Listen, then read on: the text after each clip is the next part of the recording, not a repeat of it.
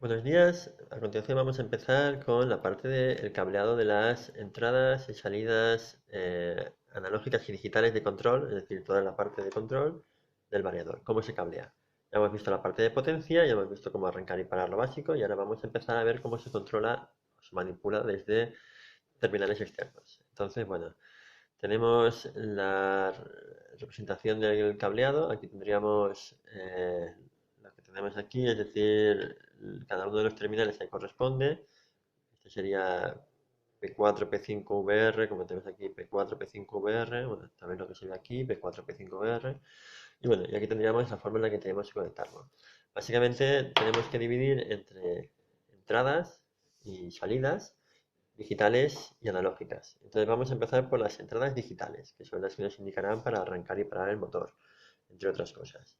Entonces, bueno, las entradas y salidas digitales, tal y como demuestra aquí, pues tenemos 5 entradas digitales del P1 al P5 y lo que tenemos que hacer es conectar un contacto, puede ser en este caso un contacto libre de tensión, ya sea, ya sea por ejemplo pues eso, un pulsador o un interruptor, un contacto, ya pueda ser un contacto auxiliar de un contactor o bueno, lo que sea, o por ejemplo la salida de un autómata programable. Entonces lo que me dice es que tenemos que coger el terminal común, que sería los de 0 voltios. Básicamente esto sería el equivalente a, bueno, si el equivalente es el común 0 voltios, lo conectamos a uno de los lados del contacto y el otro lado del contacto iría a la entrada. De forma que cuando está abierto, esto detecta un cero lógico, es decir, que no hay, el contacto está abierto y cuando lo cierra, aquí llegarán 0 voltios y lo detectará. Bueno, hay que destacar eso, que cuando está abierto tenemos el contacto al aire, es decir, voy a poner no y sí, no está al aire, es decir, que no está conectado con nada físicamente y cuando está cerrado el contacto habrán 0 voltios. Es decir, que el, el microprocesador lo que detecta es si hay 0 voltios o está al aire, ¿vale? Ahora explicaremos un poquito más ese tema. Bueno, esto en cuanto a las entradas. Entonces, por ejemplo, si tuviéramos, como en este caso, queremos encender y parar con, por ejemplo, delante paro, detrás paro, entonces lo que tenemos aquí son los contactos de un interruptor. Pues nada, sería sencillo, del común llevaríamos un cable a una de las bordas y lo programaríamos con la otra y cada una de las salidas a uno de los terminales de entrada del autómata, ¿vale? De aquí lo cogeríamos. Bueno, sencillo. Bueno, hay que fijarse que aquí aparece una pequeña pestañita donde tenemos que podemos ponerlo en modo NPN y PNP. ¿Esto qué significa? Bueno, básicamente significa lo siguiente. Significa que nosotros podemos configurar el terminal. Por defecto está en NPN, es decir, que cogemos el común y lo llevamos a la entrada. FX sería la entrada, el P1, P2 o P3. Y internamente, fijaros que lo que tiene es aquí una resistencia. Esta sería la entrada a la CPU y tenemos aquí un conjunto de resistencias. E internamente está conectado a 24 voltios. Es decir, que cuando está conectado esto al aire, es decir, el interruptor externo está abierto, como tenemos aquí, internamente a la CPU lo que le está llegando son 24 voltios. ¿Vale? Esto es lo que se llamaría una resistencia de pull-up. Voy a ponerlo aquí, bueno, resistencia internamente con el modo NPN lo que tiene es una resistencia de pull-up. Y si lo ponemos en modo PNP, pues fijaros que lo que hacemos es conectarlo al común, es decir que si esto está al aire, aquí esta resistencia lo que hace es forzar la CPU a que esté a 0 voltios y si cerramos el contacto, entonces fijaros que el cableado externo en vez de ser al común es al más 24. Y entonces estamos forzando a que haya aquí 24 voltios. Fijaros que estos valores de resistencia son resistencias muy altas, de forma que si aquí por ejemplo hay 0 voltios, aquí hay 24, pero debido a que el valor de esta resistencia es tan elevado, lo que está haciendo es que realmente mande mucho más esta impedancia, o sea, mande mucho más el común, que tiene una impedancia mucho más pequeña que la resistencia esta. Vale, fijaros que esta forma de configuración de las entradas a los CPUs básicamente es una forma de proteger o de configurar la CPU para que la CPU siempre tenga un valor por defecto y no vaya oscilando aleatoriamente en función de la señal que tenga entrada o salida. Bueno, hay que decir que este tipo de configuraciones nos lo encontramos en cualquier tipo de CPU y el tema de la resistencia de entradas y salidas y pull-up y todo esto, pues es algo similar a lo que nos encontramos en un microprocesador, que es básicamente con lo que estamos trabajando internamente dentro de un variador de frecuencia. Un microprocesador que gestiona los disparos de los IGBTs y bueno, todo el sistema de control. Entonces, bueno, resumiendo, con el NPN tenemos una resistencia de pull-down, que sería lo contrario, y entonces la configuración sería, como vemos aquí abajo, volvemos otra vez a la página anterior, un momento.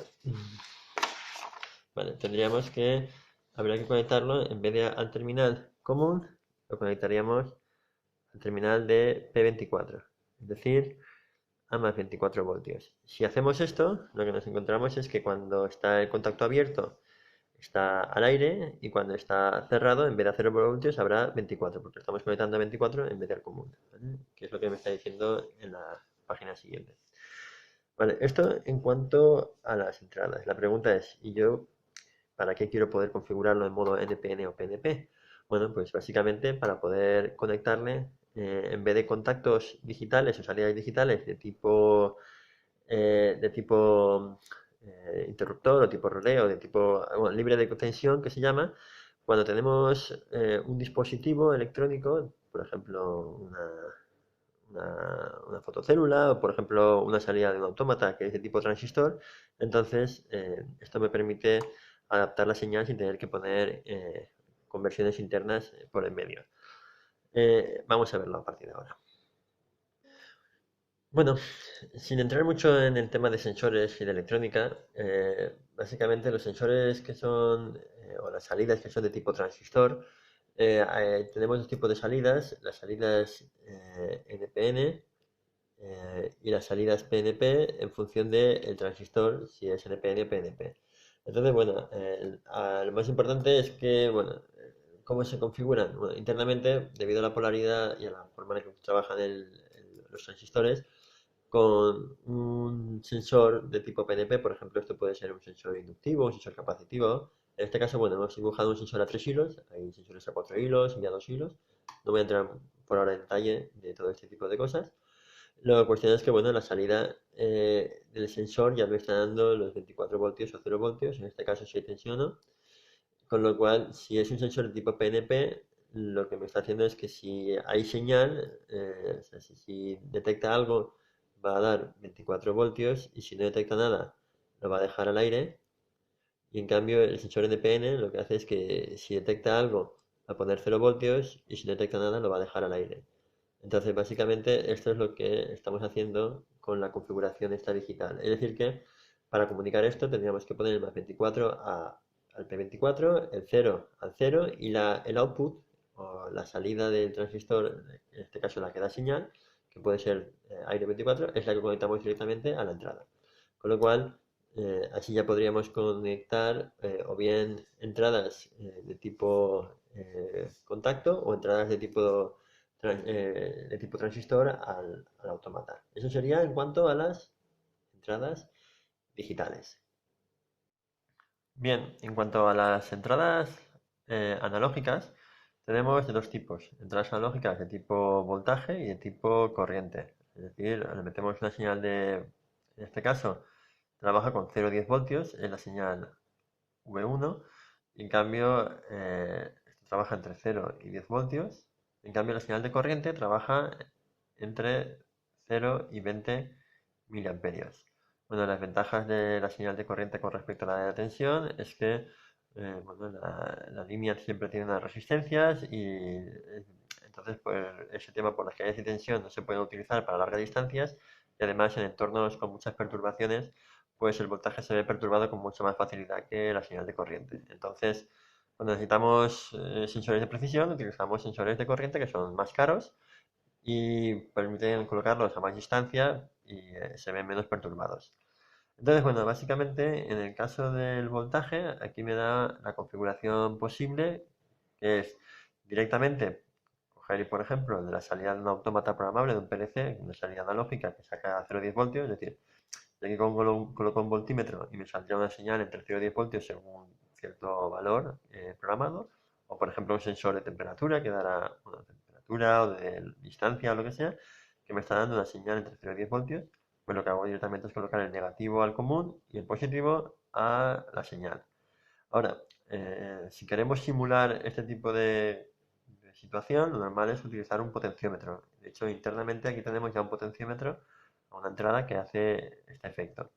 Entonces, básicamente con un potenciómetro coger y regular la tensión, pues entonces le ponemos un potenciómetro a 0 voltios, el otro lado, en este caso aquí pone 12 voltios para el potenciómetro, y nada, con el potenciómetro regulando entre un lado y otro, estamos regulando entre 0 y 12. Bueno, aquí me dice 0,10, pero realmente si estuviera todo a un lado tendríamos 12 voltios. Y esto sería la forma de simular, que es lo que vamos a hacer nosotros después cuando tengamos un potenciómetro para, en vez de regular la velocidad desde aquí, la regulamos desde un potenciómetro, por ejemplo. Y por otro lado tendríamos, en caso de que tengamos un sensor que transmite corriente, pues nada, un terminal a negativo o a cero en común y positivo a la intensidad. Bueno, esto en cuanto a las entradas analógicas.